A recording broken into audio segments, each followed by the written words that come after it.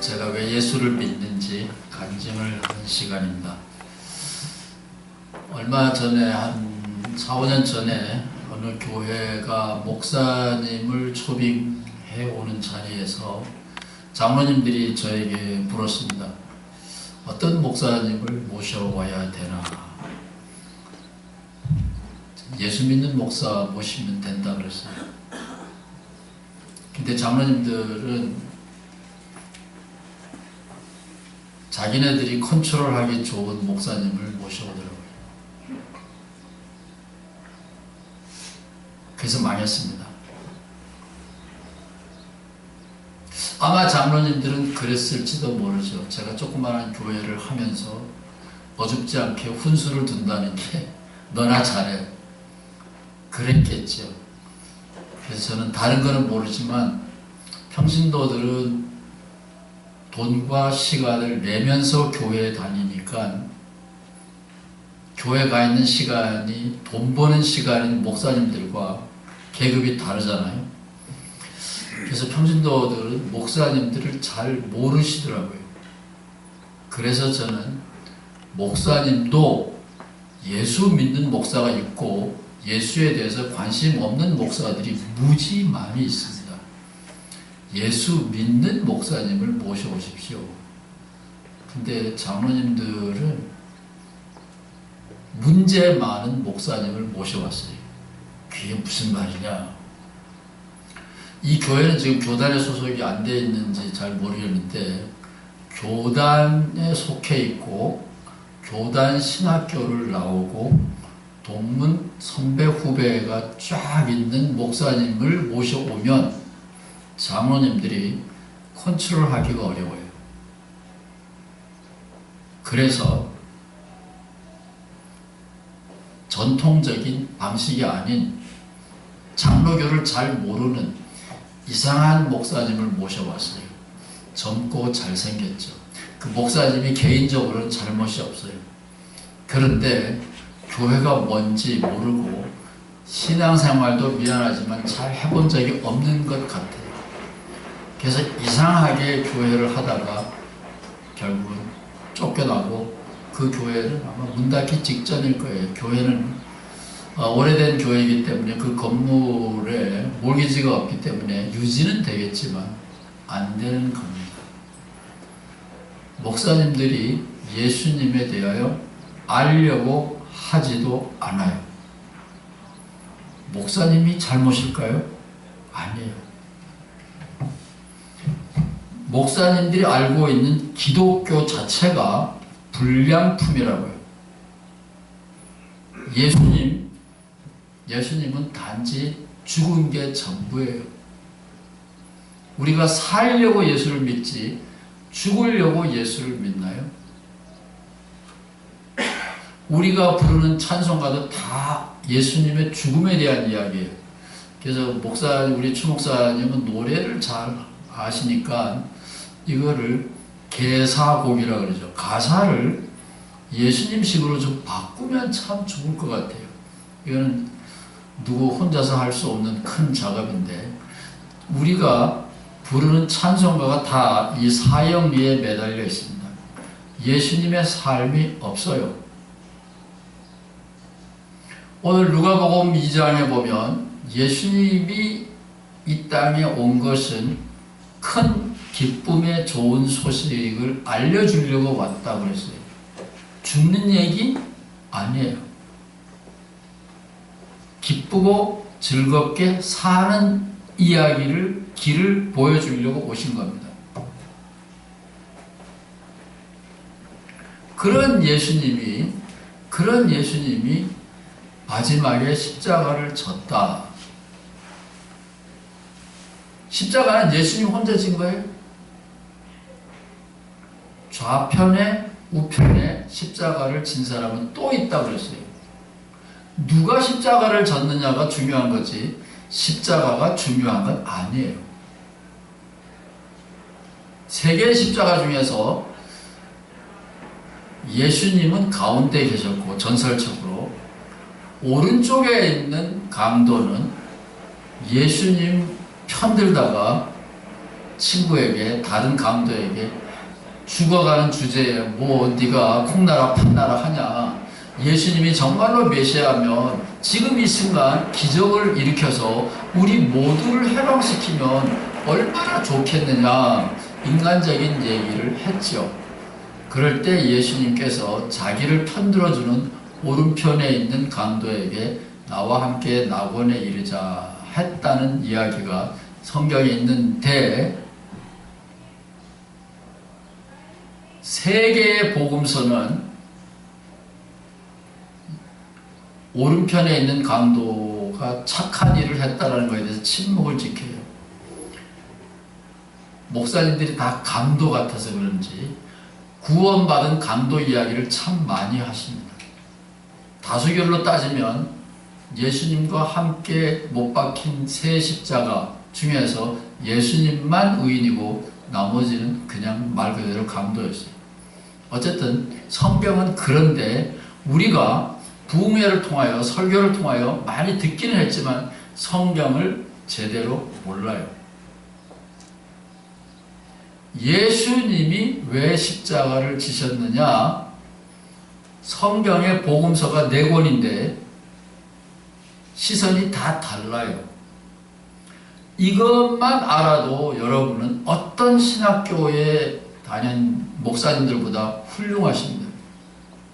목사님들은 신학교를 나오긴 했지만 성경에 성경의 기록이 예수님의 십자가를 보는 시선이 다 다르다라는 걸 아는 분이 목사님들 중에 없어요. 목사님들은 자기가 예수님을 안 믿기 때문에. 내가 예수님을 믿는다라는 것은 불확실성에서 예수님을 따라가면서 확신이 생겨서 예수님처럼 살다가 가는 것을 의미하는 거지, 믿습니다 돌아서면 딴짓하는 것을 의미하지 않아요. 여러분 제 말을 못 알아듣는 것 같아요. 유치한 설명을 할게요. 여러분은 고생해가지고 못 알아듣는 것 같아요. 제가 미국에서 공부를 하고 돌아가니까 이제 미국에서 공부를 하고 제가 다니던 교회로 돌아갔어요. 감리교회였는데 목사님이 이렇게 말합니다. 너는 공부를 많이 했기 때문에 우리 교회에 나오면 피차에 불편할 거야. 우리 교회에 나오지 마. 굉장히 정직한 선배 목사님이세요. 그래서 제가 인간적으로 믿을만하고 존경하는 분이기 때문에 물었어요. 목사님 왜 갑자기 그러세요? 내가 3년간 떠나 있다가 돌아가는데. 그랬더니 목사님 뭐라 하는지 아세요? 여기 기독교인이 아닌 사람은 없을 거라고 봐요. 제가 하는 이야기가 뭐 이상하게 들리면 곤란하니까. 그 목사님이 뭐라 하냐면 교회가 하도 안 돼서 트릭을 좀 썼다 이거예요. 그래서 트릭이 뭔데요? 설교보다 여기 헌금 봉투가 있네요. 헌금 시간에 헌금 봉투에 있는 그 내레이션, 설명, 그거를 쫙 읽어주면서 한 사람 한 사람 이름 불러가면서 기도를 하는 거예요. 헌금 시간이 얼마나 길어지겠어요? 그랬더니 교회가 부흥하기 시작했습니다. 근데 이 목사님이 굉장히 정직한 분이에요. 교회가 너무 안 돼서 이렇게 하면 자기의 신학적인 양심으로는 길이 아니지만 이렇게 하니까 되더라 이거예요. 근데 이건 길이 아니라는 걸 당신이 아는 거예요. 목사가 돈에 눈이 어두면 안 된다는 걸 아는 거예요. 가르쳐주다가 길이 아니라는 걸 아는 거예요. 근데 신학자가 와서 딱 앉아있으면 불편하다 이거예요. 그래서 시작은 어떻게 했나요? 제가 궁금해서 물어봤어요. 친한 선배니까. 이런 트릭을 쓰는 거는 어느 날 갑자기 해가닥 바뀌면 교인들이 목사님 돌았다고 병원에 입원시키면 곤란하잖아요. 친구들이랑 신나게 놀다가 자기의 목회 지역을 떠나서 신나게 놀다가 와서 삼각산에 가서 기도해서 영감 받았습니다. 영감 받으면 하루아침에 해가닥 바뀌어도 되잖아요. 기독교인들을 죽이려고 막 가던 바울이 영감 받아서 헷가닥 해가지고 달라졌잖아요. 그러니까 목사님이 이 거짓말을 하기 위하여 바울처럼 트릭을 쓴 거예요. 실컷 놀다가 하늘의 계시를 받았습니다. 그래서 헌금 시간이 길어졌는데 되는 거예요. 잡으면 물론 있죠. 목사님 왜 변했어요? 고르는 사람이 있는데 고르는 사람들은 헌금 안 하는 사람이에요. 헌금 내는 사람은 아니 교회 무슨 설교 들으러 와요? 목사님이 하는 얘기는 다 뻔한 얘기잖아요. 착하게 살아라. 성경대로 살아라. 그 위에 뭐 또 있어요? 절간도 그래요. 대웅전, 법당은 연불하는데요. 스님들이 썰을 푸는데요. 거기는 헌금통이 작아요. 옆에 보면 산신각이 있어요. 칠성각이 있어요. 거기에는 내가 혼자서 조용히 기도하는 거예요. 거기에 연보가 많이 들어옵니다. 똑같아요. 목사님들의 입장에서 보면 교회는 설교하는 곳이지만 재물을 받는 곳이지만 평신도의 입장에서 보면 기도를 올리는 곳이에요. 시각이 완전히 다른 거예요. 그래서 목사님들이 이 교인들을 심리를 이용해 가지고 딴짓하는 거죠. 자기는 신앙을 안 갖는데 이유가 있어요. 십자가에 대해서 잘못 이해하기 때문에 그런 거예요. 예수님의 이야기는 큰 기쁨의 좋은 소식입니다. 십자가도 마찬가지예요. 근데 왜 십자가가 이렇게 오해되기 시작을 했느냐? 레위기에 보면 나무에 달려 죽는 거는 저주받은 죽음이라고 그랬어요. 최초의 기독교 순교자 스데반은 어떻게 죽었어요? 돌에 맞아 죽었어요. 그거는 괜찮아요. 의인은 그렇게 죽는 거예요. 그건 저주가 아니에요. 근데 예수님은 나무에서 돌아가신 거예요. 이게 유대인들로서는 최초 기독교인들이 다 유대인인 거예요. 유대인들로서 이게 하나님의 뜻이다 말하기가 어려운 거예요. 성경에 분명히 이렇게 죽는 거는 저주라 그랬는데 성경에 있는 거예요. 성경에. 그런데 예수님이 저주를 받은 거예요. 누구의 저주? 하나님의 저주. 이걸 어떻게 설명을 하라고요? 근데 그거는 초대 교인들이 유대인들의 문제였어요. 우리하고는 상관이 없는 거예요. 그래서 요한복음은 유대인들하고 상관없이 유대인들이 아닌 사람들이 더 많은 공동체에다가 요한복음은 설교를 하고 있는 거예요. 그래서 요한복음은 십자가를 보는 시각이 전적으로 달라요. 이렇게 다르다라는 걸 아는 목사님들도 많지 않아요.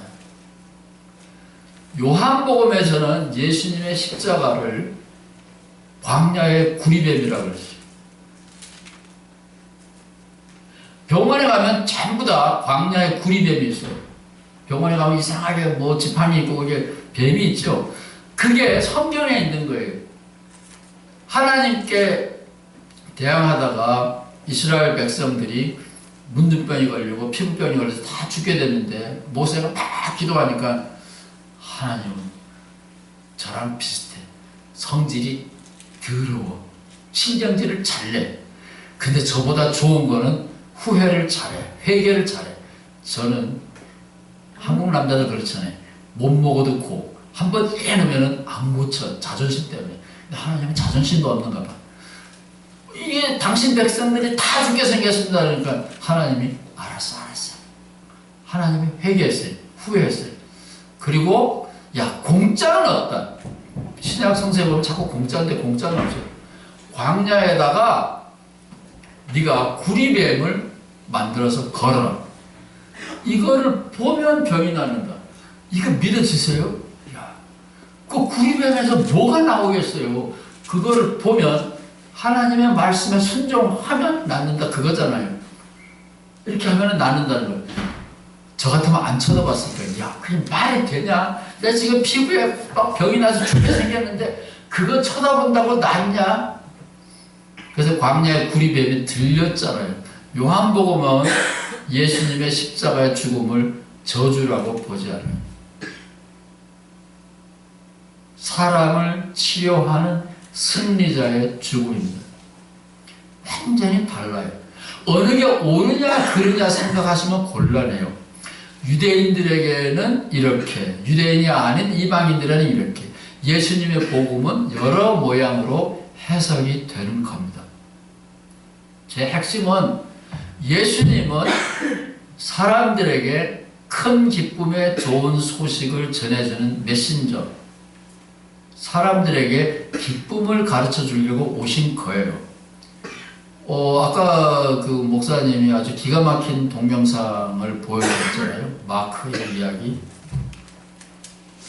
종교적인 거를 잠시 접고요. 죽어도 좋아. 그런 경험 해 보셨나요? 사춘기 때 학교 안 가고 땡땡이 치면서 만화방에 가서 게임방에 가서 놀면서 재미있게 시간 보냈던 기억이 있나요? 그런 기억, 종교적이든지 비종교적이든지 죽어도 좋아요 경험이 한 번도 없다면 여러분 인생을 잘못 사신 거예요. 예수님을 이해하기가 굉장히 어려운 거예요.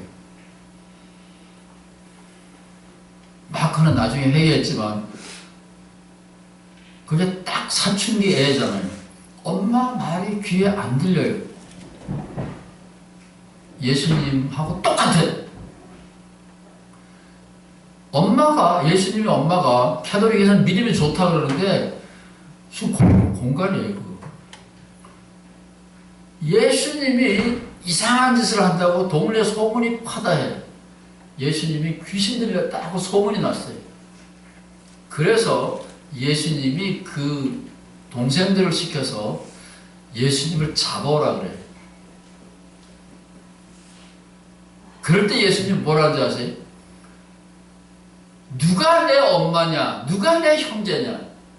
여기에 있는 사람이 내 부모와 형제여 자매다. 예수님이 돈 거지요. 엄마 말 안 들어요. 죽어도 좋아. 이런 경지에 있는 사람은 누구의 말도 안 들어요. 노인네들이 바람이 나면 죽어도 좋아 그러잖아요. 사춘기에 애들이 게임에 빠지면 엄마가 뭐라 그러다 안 들어요. 예수님과 바람난 노인네들, 게임에 빠진 아이들 공통점이 뭐냐? 세상이 우리를 어떻게 보느냐? I don't care. 그 사람들의 문제예요. 엄마의 문제야. 나는 지금 예수님 뭐라 했어요? 하나님 보시기에 옳은 의인들 99명보다 하나님하고 등져서 사는 불쌍한 죄인들, 멸망의 길로 가고 있는 죄인들 한 사람이 돌아오면 기쁨이 훨씬 더 커진다. 예수님 그걸 아는 거예요. 예수님의 마음속에는 그런 기쁨이 있었던 거고 그런 재미를 세상 제자들에게 남기고 가는 것이 요한복음이 보는 실계예요. 예수님이 왜 그렇게 믿은 짓을 했느냐? 우리가 아는 이 사형리의 이론은 하나님은 그렇게 보냈다라는 거예요. 저는 자식이 없어요. 여러분은 자식을 낳아놓고 죽이려고 자식을 낳아요? 하나님이 그렇게 못된 하나님이라고 믿으세요? 하나밖에 없는 내 아들을 죽이려고 뭔가 음모를 꾸민다. 그건 복에 눈이 먼 아브라함의 이야기지. 우리 하나님이 우리를 살리기 위하여, 문자 그대로 우리를 살리기 위하여 자기 자식을 죽일까요? 하나님이 그렇게 살인마예요?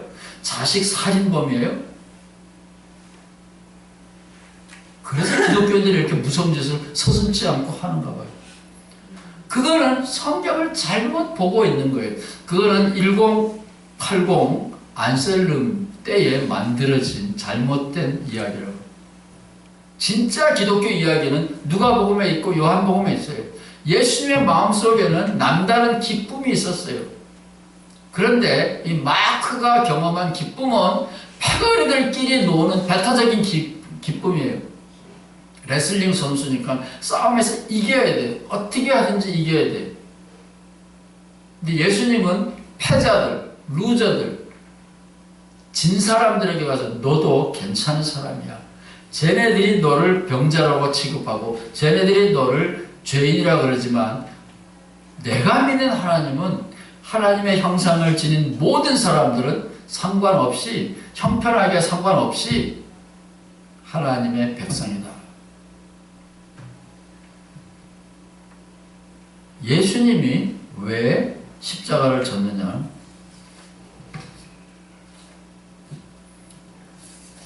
성경에 보면 누구든지 날마다, 이게 중요한 게 날마다예요.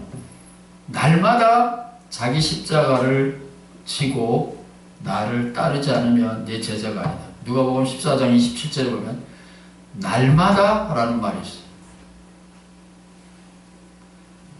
오늘날 교회는 예수님이 진 십자가만 찬양하라 그러고 예수님께서 우리에게 날마다 네 십자가를 지고 따르라라는 이 쉬운 말을 안 가르쳐줘요.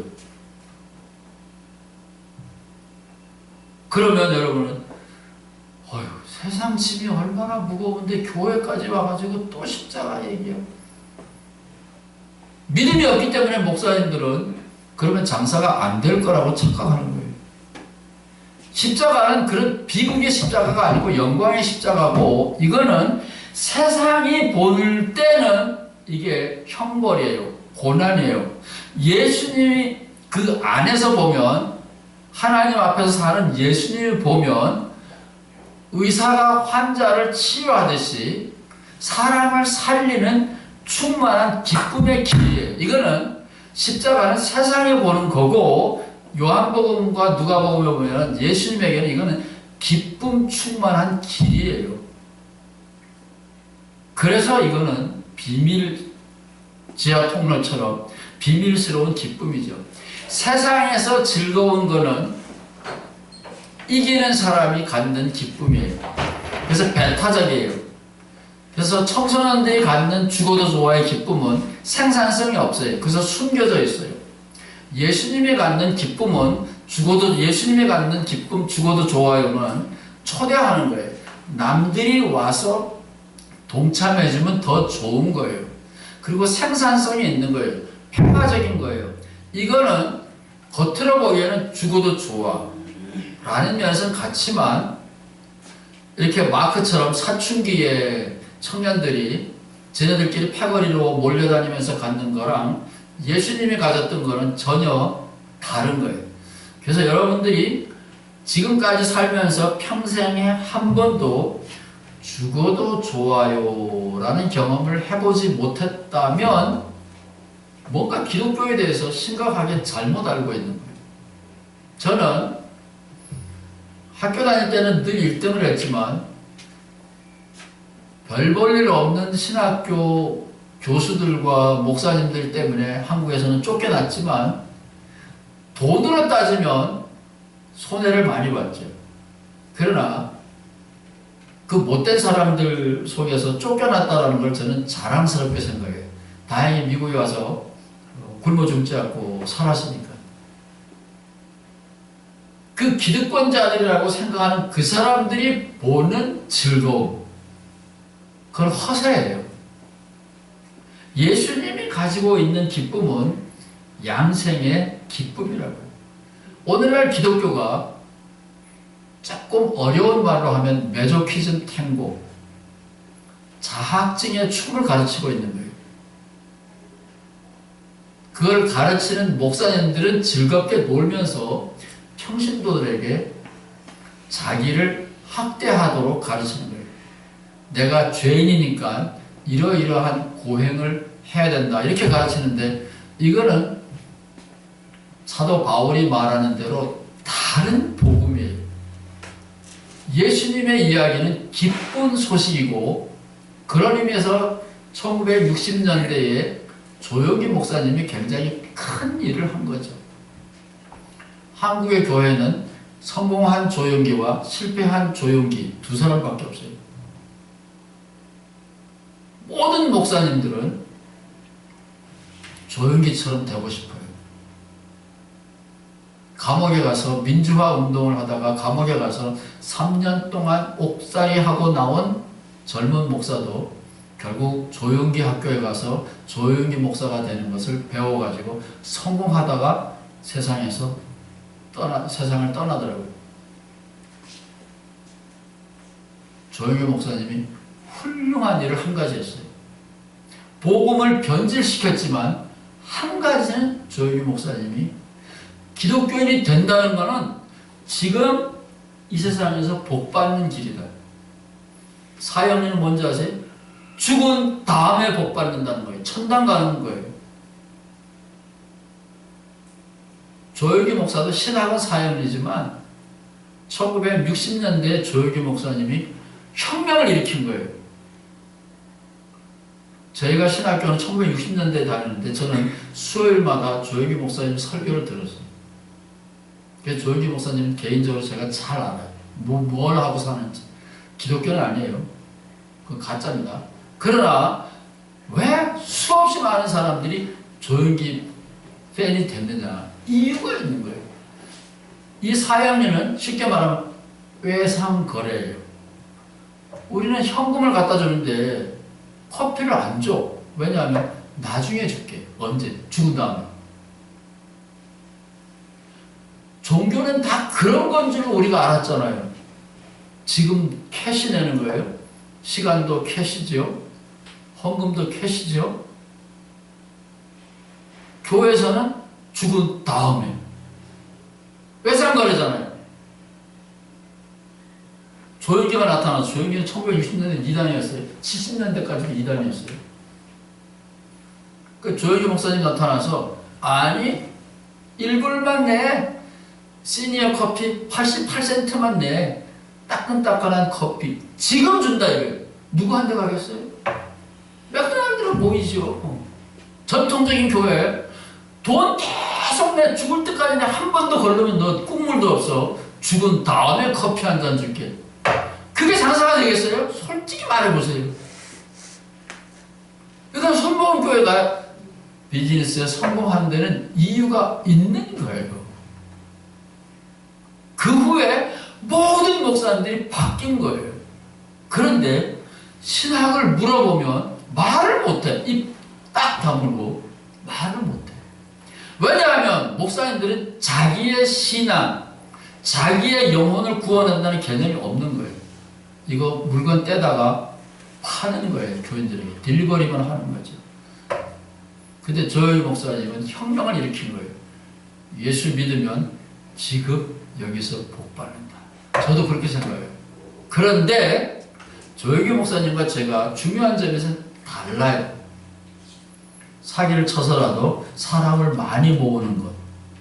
그건 아니에요. 예수님은 한 생명이 천하보다 귀하다 그랬어요.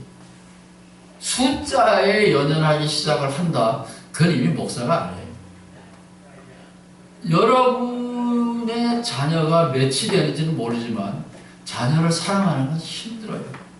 한 자녀라도 하나님의 귀한 형상을 닮은 그 자녀를 내 새끼가 아니라 하나님이 나에게 맡겨준 생명으로 생각하고 돌보는 그 마음으로 자녀를 돌본다 그러면 자녀를 옛날 사람들처럼 많이 거느린다. 교인을 수천 명을 하고도 허기진다. 제정신이 아닌 거죠. 제 제자가 수원에서 목회를 하는데 교인이 3,000명이래요. 점심시간에 로텍스 호텔에서 다른 제자랑 만났는데 점심값이 한 50불 나와야겠죠. 셋이 먹었으니까. 점심값을 안 내려고 자기가 돈 없다 소리를 계속 해대는 거예요. 상상이 가요? 제가 물어봤어요. 왜 이렇게 힘드냐? 이유가 있더라고요. 옆에 교회는 5,000명이래. 자기는 3,000명밖에 없는 거예요. 얼마 모자라요? 2,000명이나 모자라는 거예요. 우리는 가난하지만 부자야. 걔는 3,000명이지만 마이너스 2,000명이에요. 교인이 몇 명이야? 마이너스 2,000명이에요. 이게 오늘날 자기 영혼을 모르는 목사님들의 현 주소예요. 목사님들의 문제가 아니에요. 기독교 신학이 예수님을 모르는 거예요. 한 생명이라도 웃는 모습을 회복할 때 그것을 보면 예수님은 그랬어요. 건강한 사람 99명보다 건강한 사람 99명이 웃는 것보다 힘들게 숨막히게 살던 사람 한 사람이 웃음을 회복하면 하나님은 이 한 사람의 웃음을 더 소중하게 여긴다. 나도 그런 기쁨으로 가득 차 있다. 이게 예수님이에요. 여기까지는 다 아는 얘기라고요. 예수님이 왜 세상 떠났어요? 하나님이 죽으라고 그랬어요? 아니에요. 구약 성서 10계명을 파괴했기 때문에. 예수님이 10계명을 파괴했다라는 생각을 여러분 해보셨나요? 그가 교회 안 다니는 거나 똑같은 거죠. 저희 교회가 영주권 여러 사람 해줬는데, 목사님 영주권 해주려면 서류를 가짜로 해줘야 되는데, 목사님이 뭐 한국에서 정의를 위해서 외치다가 쫓겨났다 그러면서 여기 와가지고 가짜로 영주권 해주면 돼요? 답변해보세요. 여러분은 영주권 받을 때 다 서류 다 100점짜리 완벽하게 해서 했나요? 그래서 제가 그 다음 주 설교했어요. 예수님은 10계명을 10계명 중에 제4계명 공공연하게 저질렀다. 숨어서가 아니에요. 베데스다 연못가에 온천이 솟을 때 먼저 뛰어들어가면 병이 낫는다. 그래서 많은 사람들이 베데스다 연못가에 있어요. 예수님이 주일날 11시에 예배 시간에 그 자리에 갔어요. 남들이 볼 수 있어요? 없어요? 다 봐요. 숨어서 한 게 아니에요. 왜 주일날 11시에 해요? 38년씩이나 알았는데 하루 더 알으면, 이틀 더 알으면, 한 달 더 알으면 큰일 나요? 거기 가서 제일 오래된 환자 한 사람만 고쳐주고 유유히 갔어요. 우리 모두가 암 환자인데 예수님 문 열고 딱 들어오시더니 한 분만 치료해주고 갔어요. 여러분 그 예수님한테 고맙다 그러겠어요? 저는 저 도둑놈 미친놈이라는 거예요. 왜 우리는 안 고쳐져요? 왜? 예수님은 병 고치러 다니는 게 아니에요. 말씀을 증거하러 다니는 거예요. 사람들아 똑바로 봐라. 하나님의 뜻을, 율법을 조문이 아니라 율법의 정신을 똑바로 알아라. 안식일이 왜 있느냐? 내 밥벌이 하는 날이 아니라 안식일은 생명을 살리는, 생명을 돌보는 하나님의 일에 참여하기 위해서 있는 날이다. 그래서 예수님은 설교하러 다니시는 거예요. 병 고치러 다니는 거면 조용기 목사님처럼, 조용기 목사님 이렇게 하더라고요. 관절염 환자 다음 주, 호흡기 질환자 그 다음 주, 무더기로 하시더라고요. 예수님은 그렇게 무더기로 한 적이 한 번도 없어요. 10명의 문둥이를 한 번 고친 적이 있는데 마지막까지 고침받은 사람은 역시 감사한 한 사람밖에 없어요. 예수님은 무더기를 고친 적이 없어요. 예수님은 무면허 의사가 아니에요. 설교하러 다니시는 거라고 예수님은. 그래서 예수님은 안식일이 왜 있느냐? 찌그러진 인생들, 힘든 인생들 살리기 위해서 있는 거예요. 다른 나라는 내 밥벌이 하느라고 바빠요. 이 날은 거룩한 날인데 교회 가기 때문에 거룩한 날이냐? 예스. 그것만은 아니에요. 맞벌이 위해서가 아니라 생명을 돌보는 하나님의 거룩한 일에 참여하는 즐거움을 맛보는 특별한 날이에요. 그걸 가르쳐주기 위해서 예수님은 말로 해도 안 되니까 연기로, 액션으로 보여준 거예요. 퍼포먼스. 그게 예수님이에요. 그래서 사람들이 예수님을 죽이기로 결심했다. 성경은 그렇게 되어 있어요.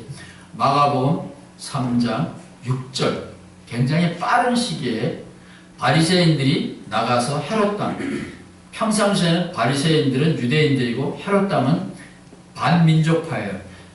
바리새인들과 헤롯 땅이 합작하여 예수를 어떻게 죽일까 의논하더라. 하나님이 죽였다고요, 예수님을? 예수님의 죽음 속에서도 하나님의 뜻이 숨어 있었다. 우리의 신앙 고백이지 실제로는 하나님이 죽인 게 아니에요. 하나님은 살인마가 아니에요. 누가 죽였느냐? 바리새인과 헤롯 땅이 죽인 거예요. 왜? 안식일을 어기니까. 공공연하게 안식일을 어기니까. 그리고 세금도 못 내는 찌그러진 인간을 인간이라고 그 인간의 얼굴을 회복시켜주니까. 웃음을 회복시켜주니까 이거는 기득권자들에게 적이 됐던 거예요. 그래서 예수님을 죽이려고 궁리를 하게 된 거예요. 성경에 기록되어 있는 거예요. 왜 성경에 기록되어 있는 예수님은 무시하고 이 남들이 만들어낸 사형리 기독교 왜 여기에 매달리냐면 성경이 더 중요한 거예요. 성경이 어거스틴과 안셀림이 아니고 성경이 더 중요한 거예요. 그래서 예수님을 되찾아야 되는 거예요. 그래서 저는 예수 르네상스라는 말을 쓰는 거죠. 예수님을 되찾는다라는 것은 교회 다니는 기쁨을 아는 거예요. 시간이 다 됐기 때문에 여기까지 하고 교회 다니는 기쁨을 아는 길은 뭐냐?